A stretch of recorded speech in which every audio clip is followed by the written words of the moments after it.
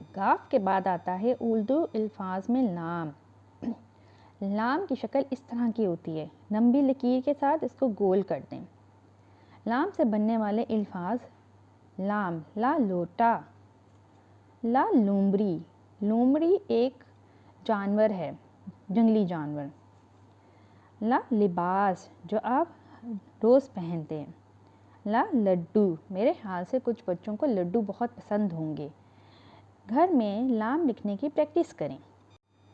लाम के बाद आता है मीम। उर्दू में लाम के बाद मीम आता है। पोइम सुने मीम से मुताल्लिक। रंग बरंगे पर फैलाऊं, दो पाँव पे नाचूं गाऊं, दुम है मेरी परिंदे जैसी, पर मैं ज़्यादा उड़ ना पाऊं। पहेली में क्या था? मोर। मीम मोर। मीम से बनने वाला अल्फाज मोर। मीम मा, मोमबत्ती। मीम मेज़।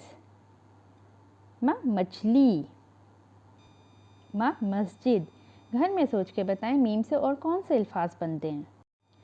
मीम के बाद उर्दू अल्फाज में तहज्जी में नून आता है। नून की शक्ल गोल होती है और उसमें एक नुक्ता होता है। नून, नारियल को तोड़ के खाओ, पानी इसका पी जाओ। सख्त सख्त है मेरी छाल, छाल के ऊपर मेरे बाल, अंदर बैठे सफ़ेद रानी, पेट के अंदर मेरे पानी। दरख्त पे बैठा मैं तैयार, जायका मेरा बड़े मज़ेदार। क्या हूँ मैं? नारियल। नून नारियल। नून नारियल। ना नलका, ना नाशपाती, ना नान। नान रोटी आप खाते होंगे या नान खाते होंगे। नून से बनने वाले और ज़ख़ीरा अल्फाज सोच के बताएं।